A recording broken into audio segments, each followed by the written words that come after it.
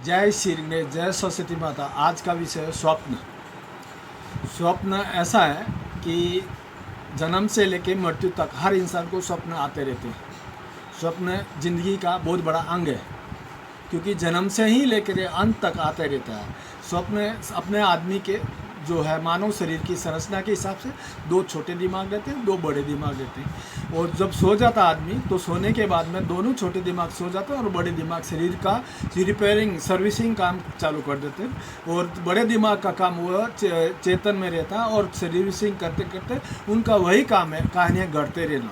कहानियाँ घटता रहता, एक दिमाग कहानी घटता है, दूसरा दिमाग सुनता और उसके चित्रीकरण जैसे कुछ चित्र के हिसाब से वो करते, विचारों के हिसाब से चित्रीकरण करके वो सुनते रहता, हाँ भरते रहता। ये आदली बदली में चलता रहता है, ये जिंदगी भर इंसान के साथ में रहता है। वो जो स्वप्न देखता है वो चेतन अवस्था में देखता है आदमी, क्योंकि जब आदमी चेतन अवस्था में अर्ध चेतन अवस्था के अंदर जो स्वप्न देखता है उसको अपन विचार और विचलता बोलते हैं। और अर्ध चेतन अवस्था में जो भी अपने को दिखाई देता है उसको स्वप्न बोलते हैं। और जब निंद्रावस्था फुल निंद्रा रहती है उस समय आदमी को स्वप्न कभी नहीं आता, क्योंकि उसको ध्यान में ही नहीं रहता स्वप्न आता। जबकि अपना दिमाग 24 घंटे कहानियाँ कहते रहता है। और जब अपन जागृत होते हैं, जागृत होने के बाद में एकदम नींद में से उठते ही उसी समय यदि आदमी चलना चालू कर देता तो अपना जो छोटे दिमाग है वो एक्टिव नहीं होता। जब तक एक्टिव नहीं होता तो आदमी उसको चलने के और उठने बैठने की उसको ये सूचनाएं नहीं मिलती, तो वो आदमी गिरता है या फिसलता है या पड़ जाता है। क्यों पड़ता है? कि उसका जो छोटे दिमाग है वो एक्टिव नहीं होता। इसके लिए सोने से उठने से पहले कम से कम 2 मिनट तक आदमी पड़े रहना चाहिए। पड़े रहने के बाद में उसका जो छोटा दिमाग जब एक्टिव हो जाता तब उसको चलना उठना चालू कर देना चाहिए। जब तक वो छोटा दिमाग एक्टिव नहीं होता तब तक आदमी को किसी भी प्रकार की क्रिया वगैरह कुछ नहीं कर सकता, क्योंकि यदि वो उठ के चलेगा तो उसको जो दिमाग एक्टिव नहीं होगा तो शरीर को एक सूचनाएं नहीं मिलेंगी। जब सूचनाएं नहीं मिलेंगी तो वो चलना नामुमकिन हो जाएगा, या गिरेगा या फिर फिसलेगा। इसके लिए जब तक छोटा दिमाग एक्टिव नहीं होता तब तक आदमी को चलना या उसका आगे की संरचना करना नामुमकिन होता। उसी प्रकार से स्वप्न जो रहता है अर्ध चेतन अवस्था में जो दिखता आदमी को उसको ध्यान में आता है, वो स्वप्न रहता है। और चेतन अवस्था में जो मन उसकी चंचलता रहती है उसको उसके हिसाब से दिखता है, तो उसको अपन विचित्रता बोलते हैं, मन की चंचलता बोलते हैं। लेकिन स्वप्न 24 घंटे अपना दिमाग चलाते रहता है, क्योंकि 24 घंटे अपना दिमाग है जो कि एक दिमाग कहानियाँ कहता है बड़ा दिमाग, और एक बड़ा दिमाग सुनते रहता है और उसको चित्रीकरण करते रहते विचारों में हाँ भरते रहता है। वो शरीर बड़ा दिमाग शरीर की सर्विसिंग के साथ साथ कहानियाँ भी करता रहता है। 24 घंटे इन दोनों दिमागों का काम है कहानियाँ गढ़ना। उसी प्रकार से जब बच्चा जन्मता है तो जब जन्मने के बाद जब 45 दिन का बच्चा हो जाता है, 45 दिन के बाद में उसको स्वप्न आने चालू हो जाते हैं। स्वप्न के अंदर वो जब बच्चा अर्धचेतन अवस्था में रहता तो उसको जो उसके साथ जो ईश्वरीय, क्योंकि उसके अंदर निष्पाप रहता है, निष्पाप होने के कारण उसके साथ में जो स्वप्न आते हैं वो ईश्वरीय स्वप्न आते रहते हैं। उसको चेतन अर्धचेतन अवस्था में वो हंसते रहता है, वो हाथ हिलाते रहता है, पैर हिलाते रहता है। उसकी वजह यही है कि उसको स्वप्न आ रहे हैं। स्वप्न के अंदर जो ईश्वरीय सपने आते हैं उसके हिसाब से उसकी चहल पहल और नाच कूद चालू रहता है। और जब बच्चा बड़ा हो जाता है, बड़ा होने के बाद में जब उसके चेतन अवस्था में आ जाता है, चेतन उसकी जो चेतना है ये आचार विचार बदलते जाते हैं, तो उसको जिस प्रकार से खाने के या पीने के या कुछ टहलने नाचने के उस हिसाब से उनको स्वप्न आदमी की जैसी विचारधारा रहती है उसी हिसाब से अपना दिमाग कहानियाँ गढ़ते रहता है। इसके लिए अर्ध चेतन अवस्था के अंदर जो अपने को दिखता है उसी को अपन स्वप्न बोलते हैं। जब बड़े हो जाते हैं, बड़े होने के बाद में इंसानों के जिस प्रकार के कर्म रहते हैं, यदि कोई आदमी गलत कामों में लिप्त रहता है तो उसका दिमाग गलत ही विचारों की कहानियाँ गढ़ते रहता है। यदि आदमी सात्विक या भगवान की भजन या कीर्तन या ईश्वर की वंदना करते रहता है या ईश्वर को हमेशा याद करते रहता है तो उसका दिमाग ईश्वरीय भजन कीर्तन और ईश्वर से वंदना, ईश्वर के प्राप्त, ईश्वर के चित्रीकरण करते रहता है। क्योंकि एक दिमाग कहानी गढ़ता है तो दूसरा सुनता है, फिर दूसरा थक गया तो दूसरे को कहानियाँ गढ़ने को चालू कर देता है। 24 घंटे बड़े दिमाग कहानियाँ गढ़ने और सुनने में और चित्रीकरण में चालू रहते।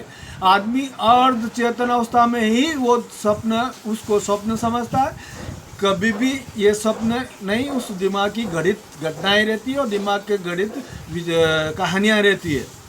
और जब जिस प्रकार से मैंने आपको बोला है, आदमी जिस प्रकार के आचार विचार के अंदर चलता है, जिस प्रकार के उसके कर्म रहते हैं, उस हिसाब से उसको इसके हिसाब से अपना दिमाग कहानियाँ गढ़ता रहता है। जब आदमी बहुत बड़ा या ज़्यादा ये हो जाता, वो जवान हो जाता, जवान होने के बाद में यदि आदमी की विचार वासना या कुछ इधर किधर की नज़रें या कुछ गलत विचारों में आ जाता, तो उसको उसी वासना के हिसाब से, उसके हिसाब से ही, वासना पूर्ति के हिसाब से वो स्वप्नों में वो जो अपना दिमाग है कहानियाँ गढ़ता रहता। वो कहानियाँ गढ़ने के बाद में अपने को खाली अर्ध चेतन अवस्था में के अंदर ही वो अपने को स्वप्न करके दिखते हैं, क्योंकि वो उसके विचारों में वही थे।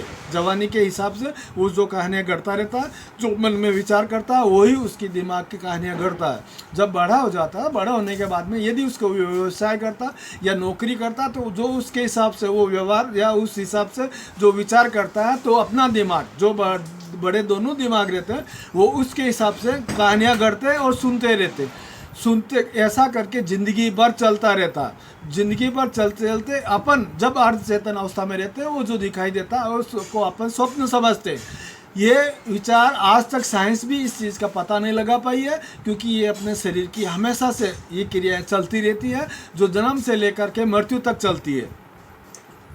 और यदि कभी कभी कैसा रहता है, किसी भी इंसान के भोग रहते हैं, भोग के हिसाब से काल चक्र के आदेश से जब संचित कर्म कुछ भोग के आते हैं, तो उसको उसके हिसाब से कर्म यानी स्वप्न दिखाना दिमाग चालू कर देता है। क्यों करता? कि उसको आदेश मिलता है संचित कर्मों के हिसाब से, काल चक्र का आदेश मिलने से वो दिमाग उसके सपने दिखाता है। समझ लो, यदि किसी आदमी को ऊटी जा करके, ऊटी जाने के बाद में उसकी कुछ घटनाएं घटित होनी है, तो उसके दिमाग के अंदर ऊटी के ही स्वप्न दिखाएंगा और ऊटी जाने की विचारों को जिस तय जो तारीख रहता है, उसी तारीख तक जाने के विचार में बदलते रहता है। उसको वहाँ निश्चित कराने के लिए, उस कार्य को कार्यान्वित कराने के लिए उसको उसी के हिसाब से वहाँ ऊटी के स्वप्न ही दिखाएंगा, वहाँ के लोगों के बारे में बताएंगा, वहाँ के जो घटनाओं के बारे में बताएंगा, ताकि आदमी का विचार उस भोग की पूर्ति के लिए, उस संचित कर्मों की पूर्ति के लिए, वो उसके हिसाब से, उसको स्वप्न उसके हिसाब से होते हैं, उसको अपन पूरा भाव बोलते हैं।